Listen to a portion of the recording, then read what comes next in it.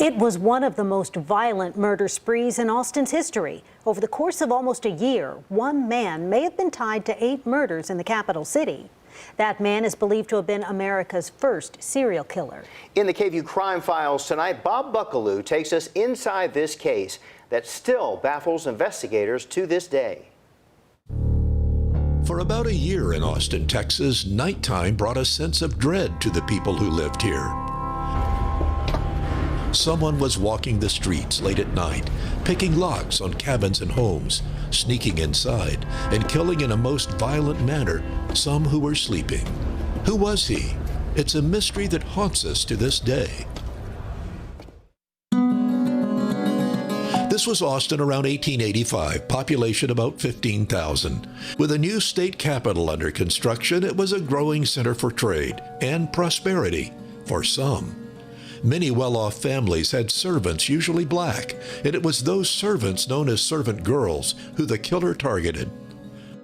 A cook named Molly Smith, suddenly awakened by someone carrying a knife and an axe, stabbed, then dragged outside and attacked again. It would happen to another servant girl 6 months later, a similar death. Then another, an 11-year-old girl named Mary Ramey.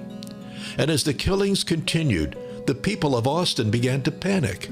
It wasn't just the murders, it was what was done to these poor, innocent victims. They were killed with an axe, a knife, or an ice pick.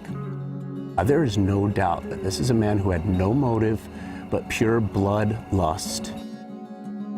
Poet and author O. Henry lived in Austin then and coined a name for the killer, the Servant Girl Annihilator, a name picked up by the press. In all, 4 women, a young girl, and a man, all African Americans, had been killed in the same manner. Then, Christmas Eve, 1885, the killer attacked 2 more, this time white women as they slept in different houses about a mile apart. As with the other murders, attacked in bed, then dragged outside where they were attacked again. Police, now desperate to find the killer, charged the husbands of the 2 women who had died. But it was doubtful they had been the killers and were eventually let go. Some speculate the killer moved to London shortly after the murders stopped, where he became known as the notorious Jack the Ripper. Others pin it on a young man who died later in a barroom shootout. In a Statesman article from 1887, the sheriff noted the man's unusual footprint, a missing toe, matched a print said to have been found at a murder scene.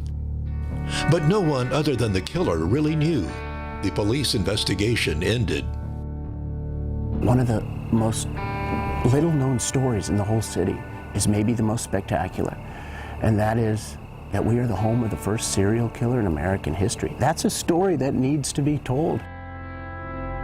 So now we know a little more about the servant girl killings, but the most tantalizing questions remain. Who was the killer, and why was he never caught? Bob Buckaloo, KVUE News.